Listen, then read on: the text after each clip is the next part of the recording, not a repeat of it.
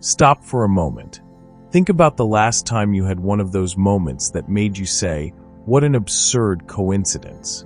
Maybe you were thinking about someone you hadn't heard from in years, and boom, they called you right at that moment. Or perhaps you asked an important question in your head and then opened a book at random, finding exactly the answer you were looking for. Or you kept seeing the same number everywhere, or met 3 different people who told you the same thing in 1 week. If you're here watching this, these moments probably happen to you more often than they happen to most people. And you've probably always wondered, is it just me? Am I crazy? Or is there really something deeper to all of this? The answer is, no, you're not crazy. And yes, there's something much deeper than what most people are willing to admit. Carl Jung, one of the greatest psychologists in history, had a name for what you're experiencing: synchronicity. And the incredible thing is that Jung wasn't one of those new age types who see magic everywhere. He was a rigorous scientist, a doctor who had dedicated his entire life to studying the human mind. Yet, through decades of clinical observation, he realized there was something in human experience that traditional science couldn't explain. Jung defined synchronicity as a meaningful coincidence of external events and internal states that have no causal relationship to each other, but are connected by meaning. In simple words, when what happens outside perfectly mirrors what's happening inside you, in ways that defy all logical explanation. And if you're nodding as you listen to this, if you're thinking, finally someone who understands, then you're probably one of those people Jung called synchronistically active. People who, for some reason, experience these events much more frequently than average. Why you? Why now? Maybe you've always wondered why you seem to be a magnet for these strange experiences. Why your friends look at you like you're crazy when you tell yet another incredible coincidence. Why it seems like the universe is constantly sending you signals while everyone else lives in an apparently random and disconnected world. Jung had a fascinating theory about this. He believed that some people were naturally more permeable to the boundary between conscious and unconscious, more sensitive to what he called the collective unconscious, that deeper level of the psyche we all share. Certain people, Jung said, are like cosmic antennas. They pick up signals that most people can't even perceive. And if you're watching this video, you're probably one of these antennas. But here's the interesting thing. Jung noticed that synchronicity tends to increase during periods of transition, personal growth, existential crises. When you're going through an important change in your life, when you're questioning everything you believed in, when you're trying to figure out who you really are, that's when the universe seems to start speaking to you more clearly. Does this sound familiar? Maybe you're going through a difficult period, or you're making important decisions, or you're simply feeling that there's something bigger out there calling to you. And suddenly, synchronicities start piling up. It's as if the universe is trying to guide you, give you confirmations, show you the way. Jung called this process individuation, the journey toward realizing your authentic self. And he believed that synchronicity was one of the main tools the universe uses to guide us on this journey. Patterns in the noise. When coincidences become conversations. But wait, before you think I'm about to tell you that every little coincidence is a cosmic message, let me explain something important. Jung was very aware that our brain is programmed to see patterns, even when they don't exist. There's something called apophenia, the tendency to perceive meaningful connections in random information. This is why we see faces in clouds, or why some think every number they see has special meaning. Our brain is an incredible pattern recognition machine, but sometimes it goes into overdrive. Jung wasn't naive about this. In fact, he was one of the first to systematically study psychological biases. But his genius lay in recognizing that, even accounting for all these biases, something unexplainable remained in human experience. Here's how Jung distinguished true synchronicity from false connections. And this is important for you to understand, if you want to start navigating this territory without getting lost. First, there must be a precise temporal coincidence between your internal state and an external event. It's not about thinking of someone last week and then meeting them today. It's about thinking of that person and receiving their call at the same moment. Second, the coincidence must be so improbable as to seem practically impossible. It's not about often seeing the same red car. There are thousands of them around. It's about events that, statistically, shouldn't happen. Third, and this is crucial, it must have deep, personal meaning for you. Not a generic meaning you could apply to anyone, but something that speaks directly to your specific situation, your needs, your deepest questions. Let me tell you one of Jung's most famous examples. He was working with an incredibly rational and skeptical patient, a woman who analyzed everything and didn't believe in anything that couldn't be scientifically explained. This woman had dreamed of receiving a golden scarab, a dream she found particularly vivid and disturbing. During the next session, while she was telling him about the dream in her usual analytical and detached tone, Jung heard a light tapping at his study window. He turned and saw a green-gold scarab beetle desperately trying to enter the room.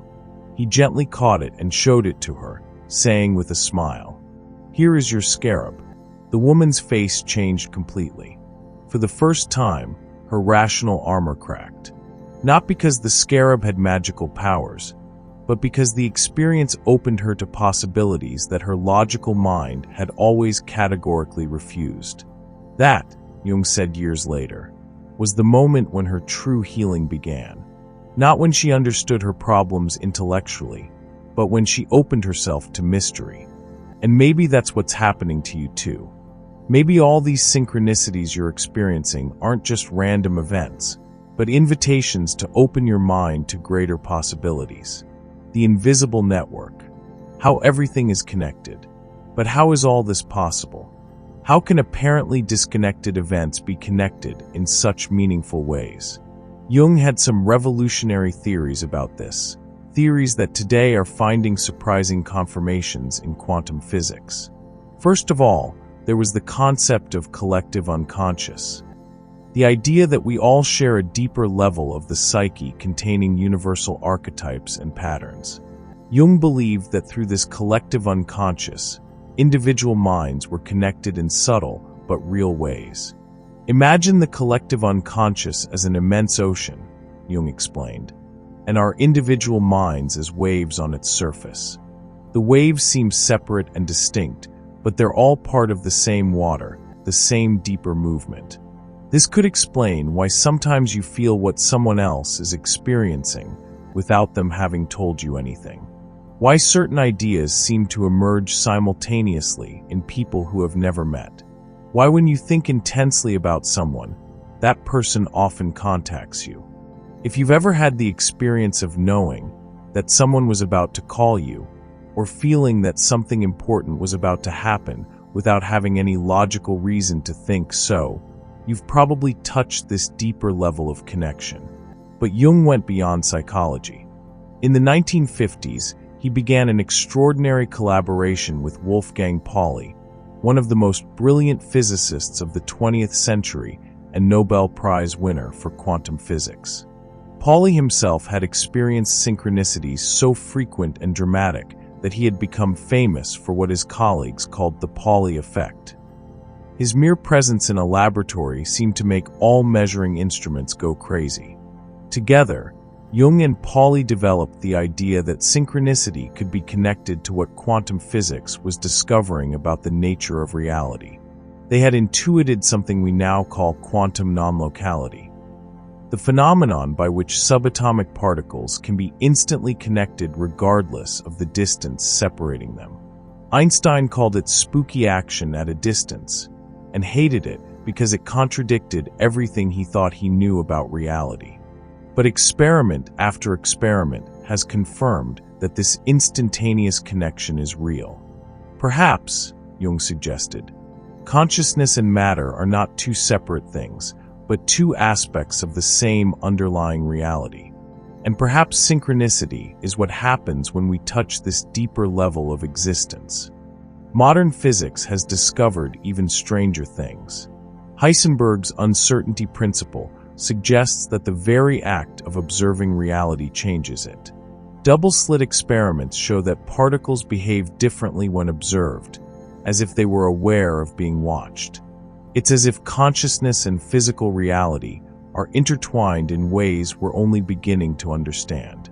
And you, with all your synchronicities, might be one of those people who naturally access this deeper level of reality, the signals you've always ignored. Think about all the moments in your life when you had a strong intuition, a feeling that something was about to happen, and then it really happened. How many times have you known something without knowing how you knew it? How many times have you felt you had to go to a specific place or call a specific person, and then discovered it was exactly the right thing to do? Most people dismiss these experiences as coincidences or as luck, but Jung believed they were much more. He believed they were proof that we have access to information that goes beyond our five senses, beyond our rational mind. Synchronicity, Jung said, is the voice of the soul trying to guide us toward our most authentic destiny. And maybe that's why you're experiencing so many synchronicities lately. Maybe your soul is trying to tell you something important. Maybe you're reaching a turning point in your life, and the universe is trying to guide you in the right direction. Think about the most significant synchronicities you've experienced. What were they trying to tell you? What direction were they pointing? What kind of changes were they suggesting? Jung noticed that synchronicities often come when we're at a crossroads, when we have to make important decisions, when we're struggling with deep questions about our life and purpose. It's as if the universe has a built-in navigation system, and synchronicities are the road signs. Cultivating your cosmic sensitivity. So, how can you become even more aware of these hidden patterns in your life? How can you refine your ability to distinguish between random noise and meaningful messages the universe might be sending you? Jung believed the key was developing what he called floating attention, a state of relaxed but alert awareness. It's not about desperately searching for signs everywhere, looking at every event as if it were cosmically significant, but about remaining open and receptive to what emerges naturally. Synchronicity, Jung said, is like a wild bird. If you try to catch it, it flies away. But if you remain still and open, it comes to perch on your shoulder. Here are some practical ways to cultivate this sensitivity. Start keeping a synchronicity journal. Not of every little coincidence, but of those moments that make you stop and think, wow, this is really strange. Write not just the event, but also your mental and emotional state when it happened. What were you thinking? What questions were you asking yourself? What decisions were you contemplating? Over time, you'll start to see patterns. Maybe you notice that synchronicities increase when you're about to make an important change. Or maybe you see that certain types of synchronistic events tend to occur when you're going in the right direction, while others seem to be warnings or redirections. Pay attention to your dreams. Jung believed that dreams were often precursors to synchronistic events. It's not about literal interpretation. If you dream of a dog, it doesn't necessarily mean you'll meet a dog. It's about noticing recurring themes, symbols, emotions, or atmospheres that then reflect in your waking life in unexpected ways. Keep a dream journal by your bed and write down everything you remember as soon as you wake up, even if it seems meaningless. Often the meaning emerges only later, when you see how the dream symbols manifest in reality. Develop your intuition.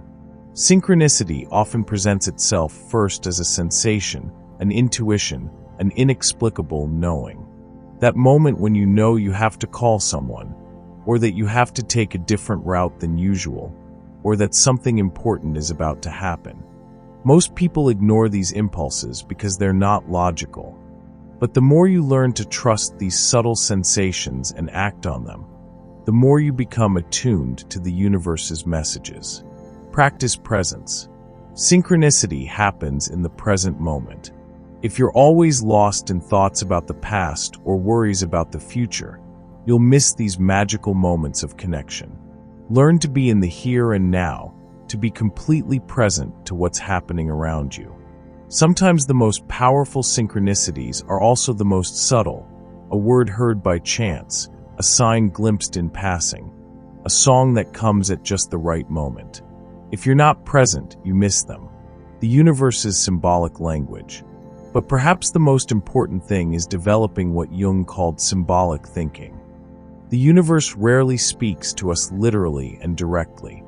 More often, it communicates through symbols, metaphors, patterns that require deeper, more intuitive understanding. For example, if you keep seeing butterflies everywhere, it might not be just a coincidence. In Jungian symbolism, the butterfly represents transformation, metamorphosis, rebirth. Maybe the universe is telling you that you're going through or need to go through an important transformation.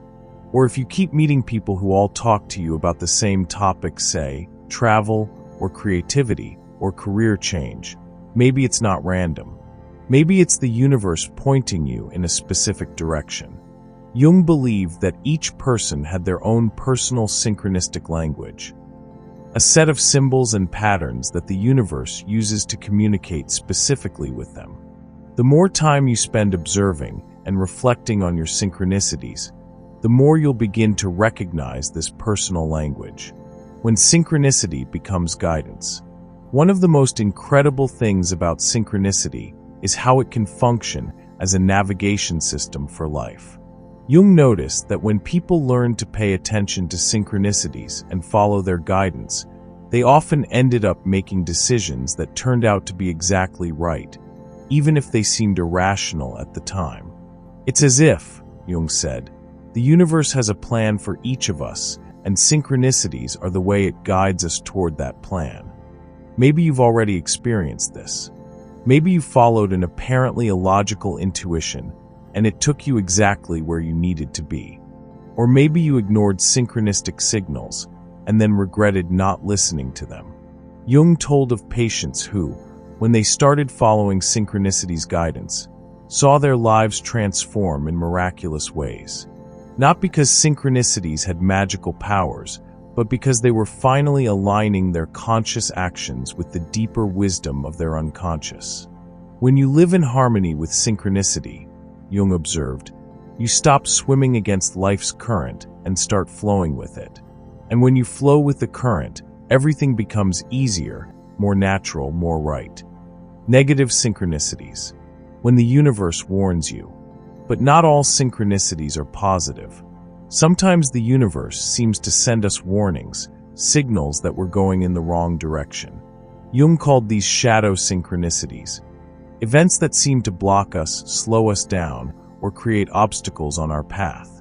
Maybe you've noticed that when you're about to do something that isn't right for you, everything seems to go wrong. Negative coincidences pile up, obstacles appear out of nowhere, things that should be easy become incredibly complicated. Most people interpret these events as bad luck or as signs they should try harder. But Jung suggested considering them as messages. Maybe the universe is telling you to stop, reconsider, change direction.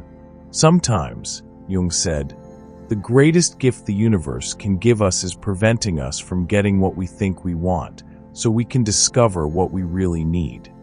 If you're experiencing a series of obstacles or negative coincidences, instead of fighting against them, try asking yourself, what are they trying to tell me? What should I reconsider? What different direction should I explore? Sharing the gift. One thing Jung noticed is that synchronicities become more powerful when we share them. When we tell our synchronicity stories, he said, we're not just sharing curious events. We're weaving together the web of meaning that connects all of us. And this is particularly important for you, who seem to be naturally tuned into these frequencies. You have a responsibility, in a sense. Your sensitivity to synchronicities isn't just a personal gift. It's something that can help others wake up to these possibilities too. When you share your synchronistic experiences with others, you're helping to create what Jung called a shared field of meaning. You're helping other people recognize their own synchronistic signals, trust their own intuitions, see their own patterns. But be careful about who you share these experiences with. Not everyone is ready to hear about synchronicities and cosmic connections. Some might think you're crazy, or might try to convince you that you're imagining everything. Look for people who have had similar experiences, who are open to these possibilities, who can appreciate mystery instead of trying to explain it away. These are the people Jung called synchronistic travel companions. Souls who share your sensitivity to these deeper levels of reality, living a synchronistically guided life. When you really start living with this awareness, when you start paying attention to the universe's messages and following their guidance, something fundamental changes in your life experience. The world stops seeming like a random, mechanical place where you're just a speck of dust in cosmic immensity. It starts seeming more alive, more intelligent, more personally connected to you. It's as if the universe itself becomes your partner in a cosmic dance. Decisions become easier because you have a built-in feedback system. When you're going in the right direction, synchronicities support and confirm you. When you're deviating from your path, obstacles and negative synchronicities redirect you. Relationships become deeper because you recognize meaningful connections that go beyond chance. That person you met by chance at the bus stop might be exactly the person you needed to meet at that moment in your life. Creativity flourishes because you open yourself to sources of inspiration that go beyond your conscious mind. Ideas, solutions, insights arrive through synchronistic channels, a conversation overheard by chance, a book that falls open to the right page, a dream that gives you exactly the answer you were looking for. But above all, you develop a deep sense of trust in life's process. Even when you don't understand what's happening, even when things seem difficult or confusing, you know there's a greater intelligence at work. You know you're guided, supported, that you're part of something bigger and more meaningful. Jung had a beautiful phrase: until you make the unconscious conscious, it will direct your life, and you will call it fate. Synchronicity is one of the main ways the unconscious, both personal and collective, tries to communicate with us, to guide us toward our most authentic destiny. When you learn to recognize and interpret these messages, when you start consciously collaborating with this greater intelligence, you stop being a victim of fate and become a co-creator of your reality, your cosmic invitation. So, as you move forward in your life, I invite you to fully embrace this gift you have. Don't hide it. Don't apologize for it. Don't try to convince yourself it's all in your head. You've been chosen, in a sense, to be a bridge between the material and spiritual worlds, between the visible and invisible, between the known and mysterious.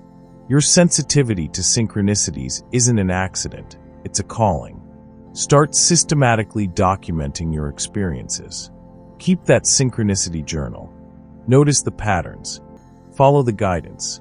Trust your intuitions.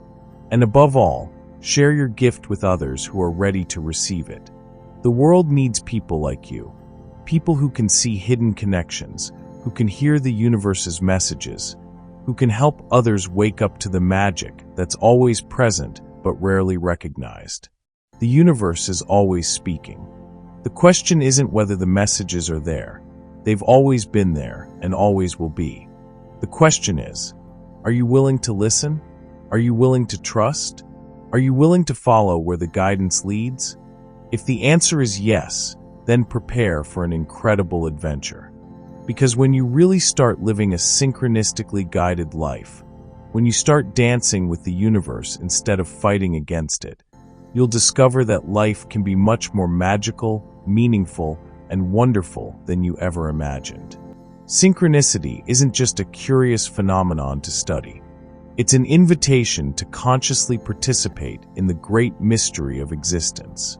It's your ticket to a richer, more connected, more alive reality. Are you ready to accept the invitation?